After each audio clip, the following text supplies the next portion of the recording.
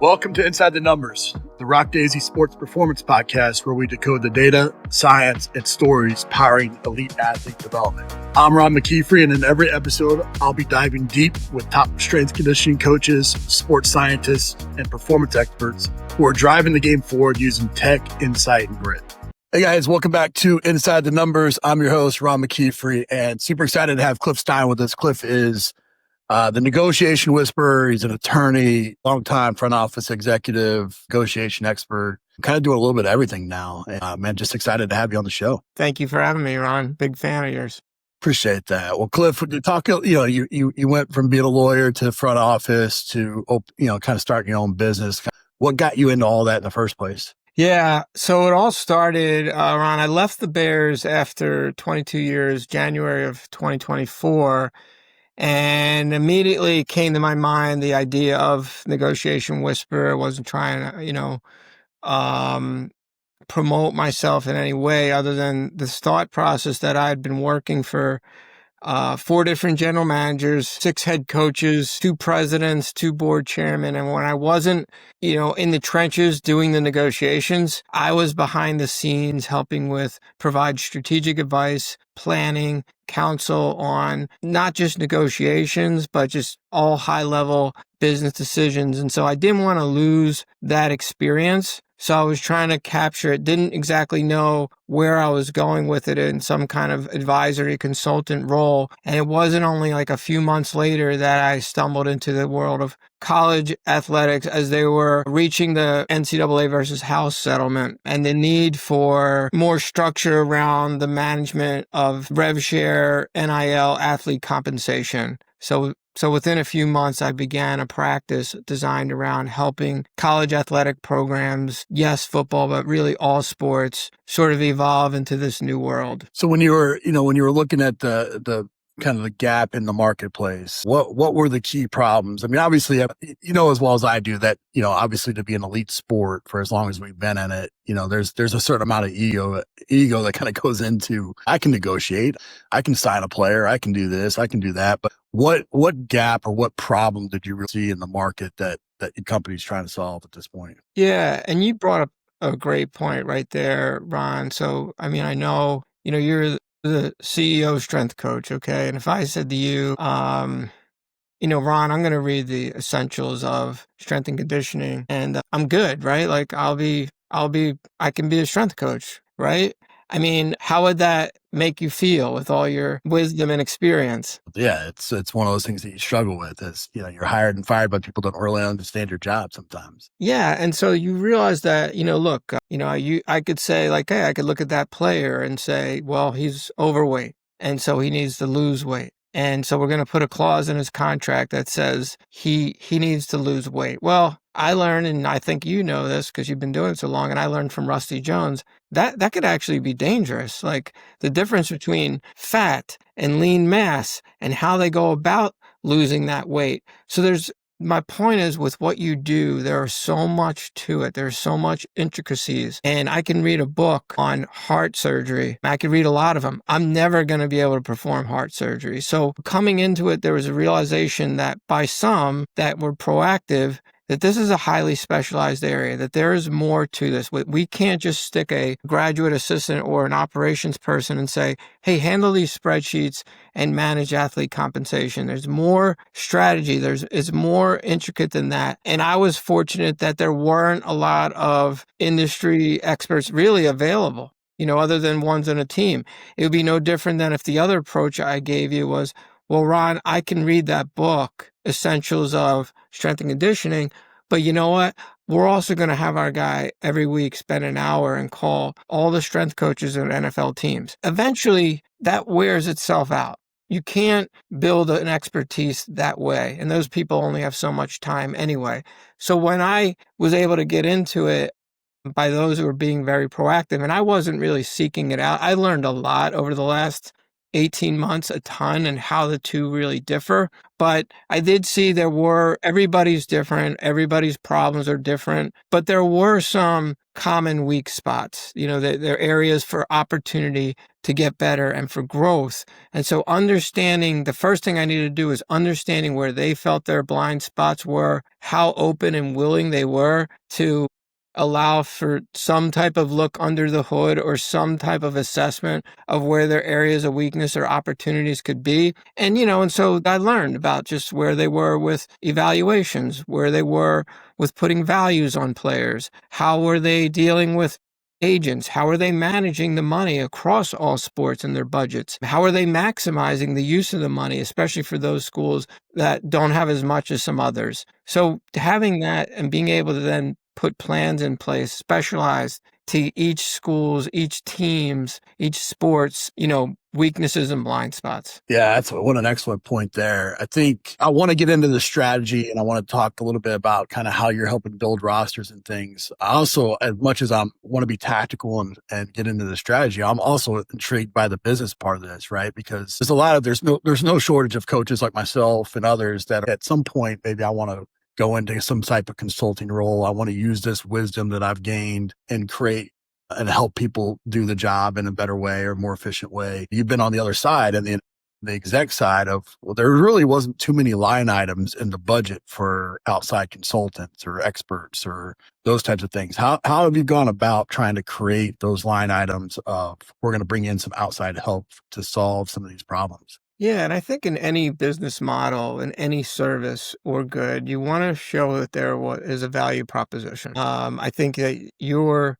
knowledge and expertise would bring a value proposition, especially with all the newer people trying to do what you're doing. There's a lot of people that want to do what I did. And so I knew right away, like, I can't just waste that. I can't, it's 30 years of experience. So I knew first and foremost that before even the business part of it, I knew there was a course inside of me. And I was offered to teach a course, but I didn't want to teach a sports law class. I didn't want to teach a class that they were going to read case law, your traditional law school class. I wanted to teach something that not only would they get an education, but they would become better at doing something. And so I wanted to, how can I take 30 years of experience and bottle that up into something that people can gain? There's a value proposition. And it's the same way I've approached the consulting business.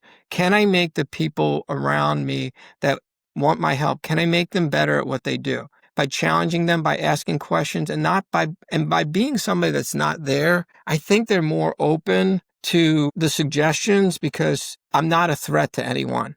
I'm like the grandparent that comes in, I can hold the baby. When the baby poops, I'm going to give the baby back to you. And then you're going to change the diaper. But I can tell you how to change the diaper because I did it for years. So in the consulting model, and that was kind of my approach. I had no idea, like, how do I charge for something like this? How does this work? How are the other people doing it? And I just used common sense by saying, look, I want this to be value proposition. In order for this to work, I want your feedback. I want to know that it was valuable to you. And so far, I haven't been disengaged from one engagement. So the value proposition has been there, and it's a different lifestyle. Someone that, like me, I think like you, I was with one organization, but you get very institutionalized. So you get used to going to work every day. You don't know what is out there. Your mental health changes and you don't know what it's like to be your own boss and to set your own hours. So that was a big adjustment for me in a very positive way. I think it freed me a lot because I was there so long and doing the same thing. But to me, like, I realized without really, humility is one of my core values. So it's really hard for me to sell myself.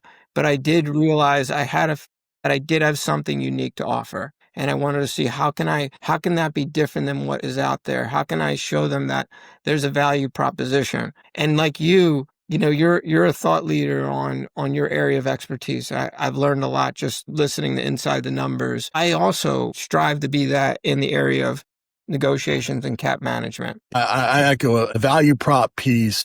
If you can solve problems, there's always going to be somebody that's willing to pay you to help them solve that problem. Yeah, and look at where the resources are being spent.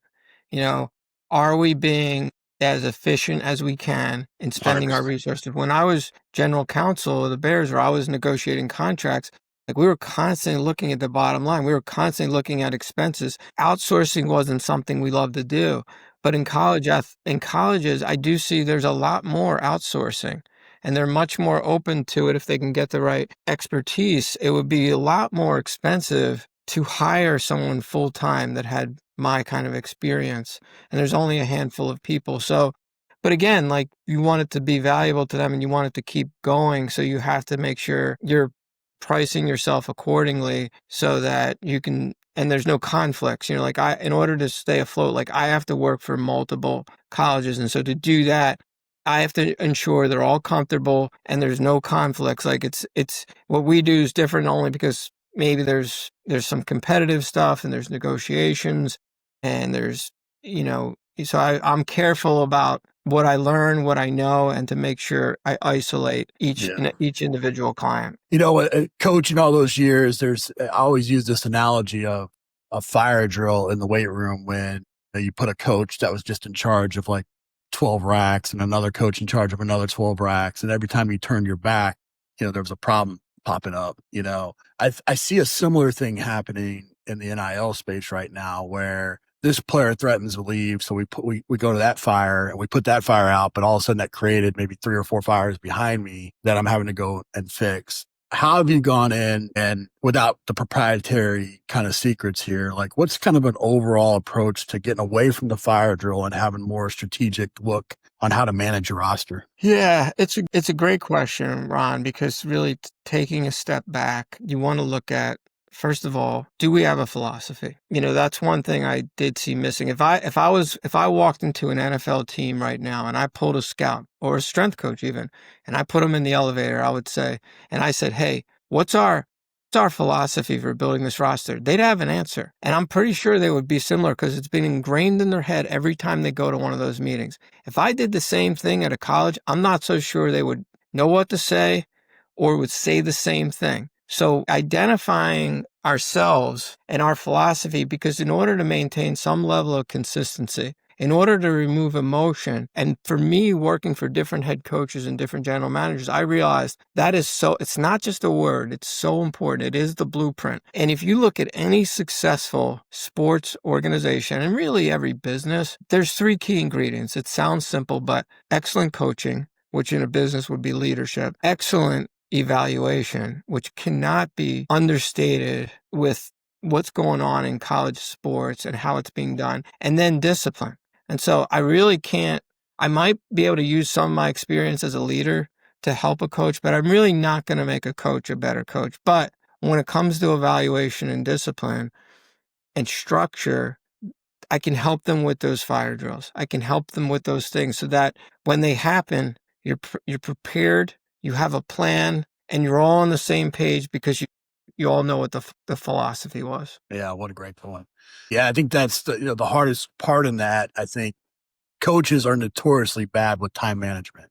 It's one of these things where you're going so hard, for so many hours that you're always working in the business. You're never working on the business and taking the time to set aside to create that philosophy, that language, that vocabulary that permeates through the entire building. And it's such an important point for sure. Yeah, and I think it starts from the beginning. So I think some of the things that by bringing that pro model over to college, and we're talking a lot about football, but it really applies to every sport. In fact, there's a lot of sports where they don't have a general manager, they don't have the kind of support staff around them, and it's more important. And if they buy into this process of evaluation, developing the talent, having structure, having discipline, they'll be so much more valuable as a coach. I was someone that interviewed coaches, and I know if those coaches can tell me the stories about how they had their evaluation down, their philosophy, how they developed players, I'm going to be dialed in and listening to them, as opposed to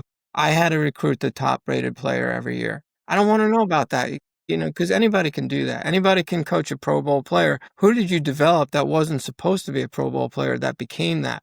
And so by buying into this structure, I think they can become better coaches and better evaluators of themselves and their staffs. Yeah. You've been in so many, you said that you talked about the course and case studies. And I mean, 30 years of doing this, like you've got a million of them dealing with different personalities, coaches, players, agents, the whole deal. There is a strategy there. There's a knowledge base there. Like I go back and, reading, I think it was Chris Voss, his book, right? Never Split the Difference. Splitting the difference. Yeah.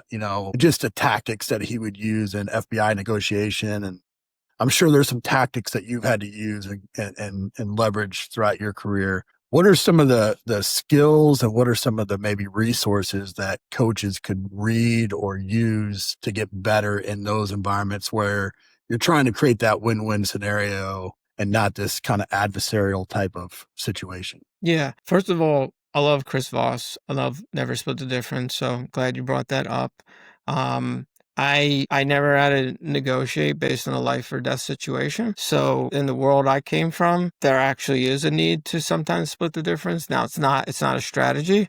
So I understand his point that he doesn't believe in ever splitting the difference. But when you're dealing with life and death, there really is no middle point. You're either you save them and they're alive and they're not. But in business, there does come a point, usually at the end, where you gotta be somewhat flexible.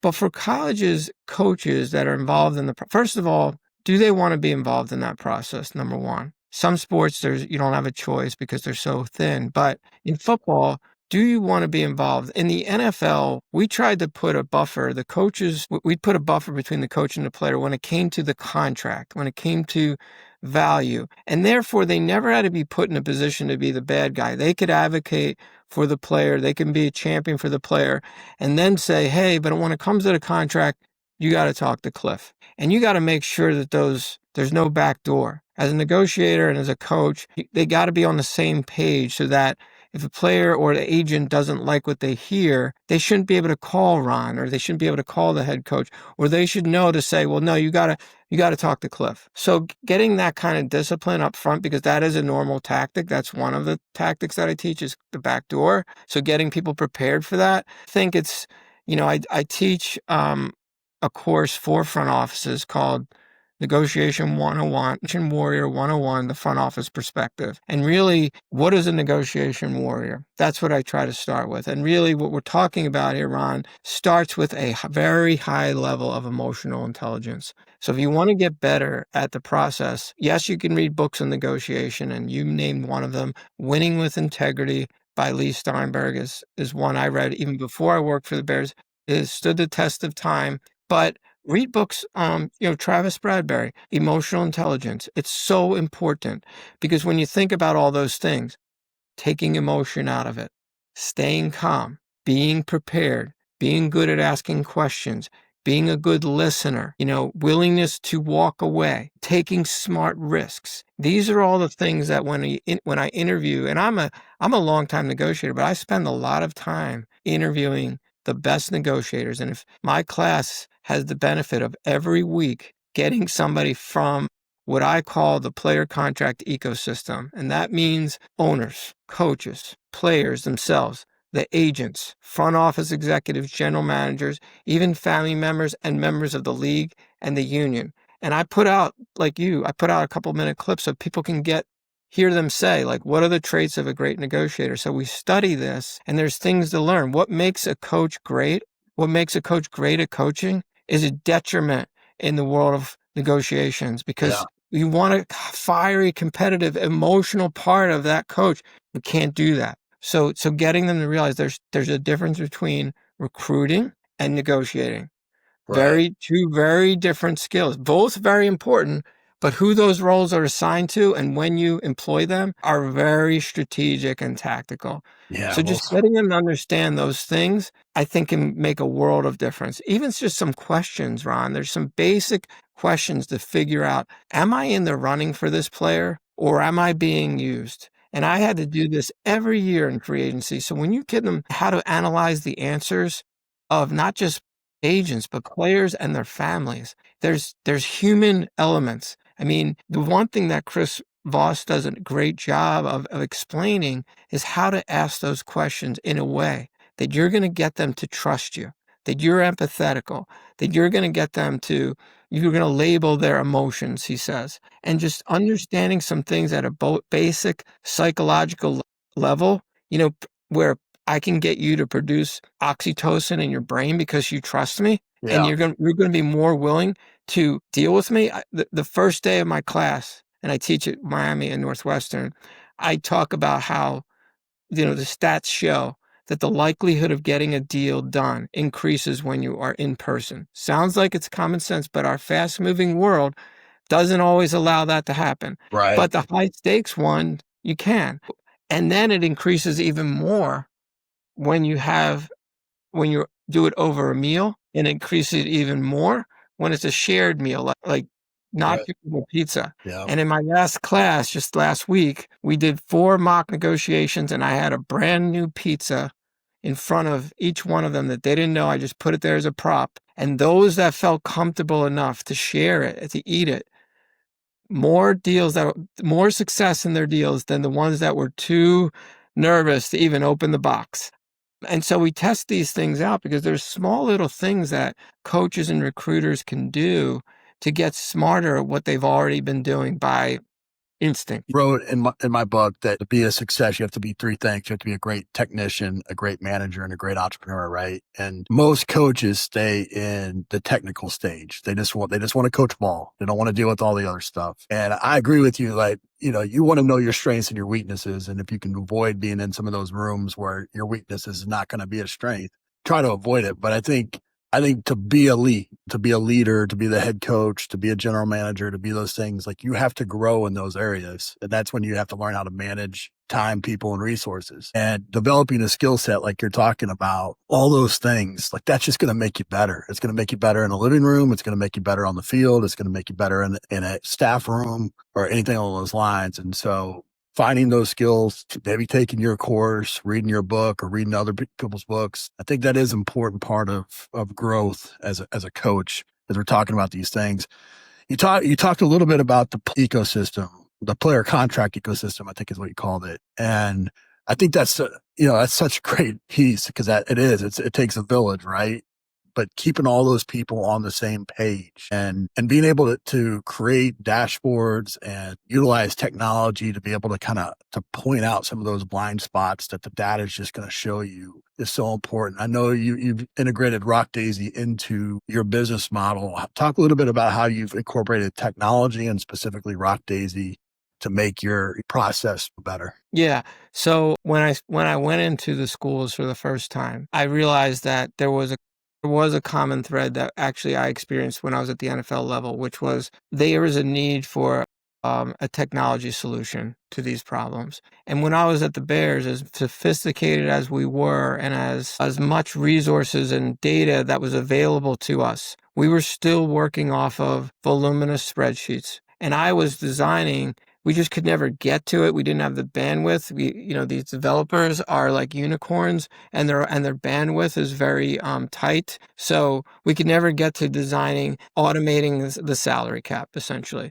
So I even had a name for it at the time. I was calling it the player cash machine, and then slowly became athlete compensation system. And then I've known Chris Tank and Elvis for years. So they go way back with the NFL, and I was a daily user of the football information system, which they designed. I thought they were brilliant. And I also thought that their skill set was so unique because the developers are hard to find as it is. Then developers that are working sports are even harder. Then the developers that understand the salary cap, you're talking about a handful of people in the world that have their knowledge and skill set. So I had gotten wind of the fact that there was going to be a system for the conferences and some kind of cap system, or whether it was going to look like the football information system, I didn't know. But I knew that they were one of the vendors that were in the running. I hadn't talked to them about it. I just heard from other people. Well, when I found out that it went to someone else, I immediately called Chris Tank. And I said, Chris, I have something that I've designed through spreadsheets that I've been doing. I think there's something here. All the schools I work with have a huge need. I think there's a need, and I did vet other vendors, and the main issue, Ron, was there just was not a lot of industry expertise behind the system itself. So Chris took a look, and Elvis, they immediately said, yes, this is something we can do. And they were very interested. Chris actually said, what about Front Office 360? And I said, perfect. Because I was thinking more capologist. And it is broader than that because it is an automated interactive cap and cash management system designed to address the needs of the college athletic department, revenue share, and NIL management. And so, and for all sports. So a broad term like that was definitely needed. And so Chris and Elvis kind of went to work right away. There was another individual who's involved in this, and he's a sports law attorney who had a deeper perspective of the athletic department. His name is Matt Kelly, and Matt gave a great perspective of, what athletic departments need because he was ingrained with a lot of them. So they went to work right away. This goes back to first conversation, November 2024. By July 2025, it was built. It's now we haven't made any formal announcements, but we are with 5 schools right now. It's fully up and running. The vision had completely come to life. And I think what really makes it unique, Ron, is that it was designed, built, and managed by industry experts. That we're not only putting this product out there together with RockDaisy, but we're on the front lines helping them solve these problems with our industry expertise and knowledge, meaning everything that's coming around the corner, we're going to know and see. And so we could help them with their needs. And you know them well enough to know they get it really fast. They're really brilliant. So they combine my contract and cap knowledge with their development experience and also working on different kinds of cap type systems. Plus, the one thing I do is, you have a passionate curiosity. Like you're constantly talking to people in the field and you're learning things from them. So once we built this, I tapped into all my industry experts, general managers, scouts, former executives, current executives, poke holes in this. Tell me what we're missing. Tell what we can do better. Like we didn't want to miss out on the fact that we've built tremendous equity in these relationships. And so that also helped it get stronger. That also helped us be better and then get the feedback from the clients. But it's sort of the reverse model of most systems, Ron, because a lot of systems are tell us what you need and we'll build it. And then they build it and sell it to everybody else. That's right. And I didn't want to do that when I was with the Bears. I didn't want to teach developers to build a system they were going to give to all the competitors. And if everyone's using the same thing, how do you have a competitive advantage? Yeah. Those guys are, you said it so great there with the fact that they have the knowledge of football and the inner workings of, because they both came from the league. Their knowledge of the sport and the industry is paramount because it lets them move at a higher velocity and they're able to turn things around so much faster because you're not having to explain so much. And what I like about what RockDaisy does that I think was critical for me in the strength and conditioning space was I didn't want a cookie cutter program that looked like everybody else that, I had to fit what I did into that piece of technology. I was able to give what I wanted and they were able to create it because they had the framework and the knowledge to be able to build it specific to our situation. And I know that that's what they did in your situation as well. So I couldn't recommend it enough. I know you see them, you think the same way there. What's next for the business? What's the main milestone or the main goal that you have kind of going into 2026 that you want to accomplish? The main goal is we rolled it out with a phase 1. We were very clear on what the features would be in phase 1 and what they could handle. They went well above and beyond. They were well into phase 2, plus things that maybe we didn't anticipate that some said we could use this. So their openness to doing that to evolve with the needs. And that's really the goal. Like there's going to be a lot of needs as this, period of uncertainty. The more there's clarity, the more we can get, are we going to get access to market data?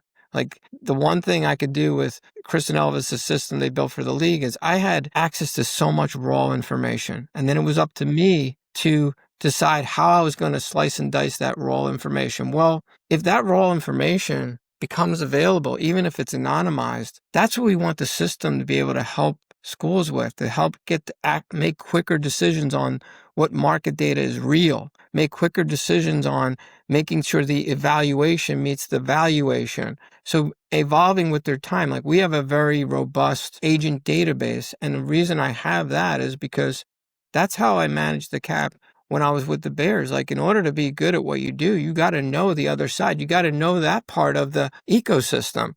And so it's not just name and phone number and email. It's their family. It's their Instagram. It's their social media. It's their tactics. It's their trends. It's their hobbies. So the more information, those can be tiebreakers. Those are things like Chris Voss calls it, the black swan. I have so many stories where that black swan was found in the agent profile, and that question that you wouldn't even think to ask.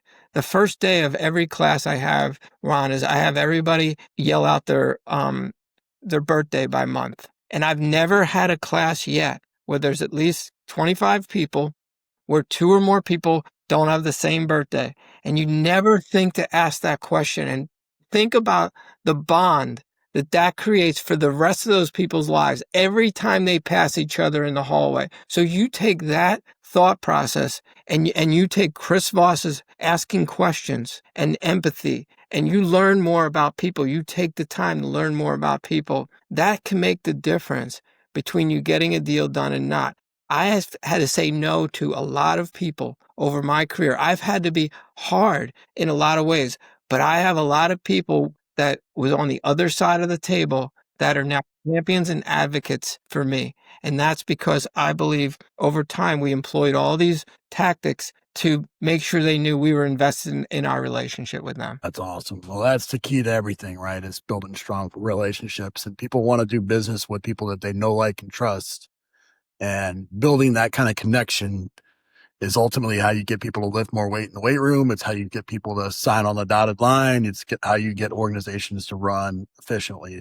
I love talking to originators and innovators, and you're definitely one of those people. I just really appreciate you coming on and sharing with everybody. No, I appreciate you having me. And I was trying to figure out how's Ron going to make this work. Like, I'm not a strength and conditioning expert. I'm not a sports science guy. And so thank you for having me. I enjoy your stuff, and you're definitely somebody I look up to in this area, and how you just get information and you get people to talk about their area of expertise. So thank you for everything you do.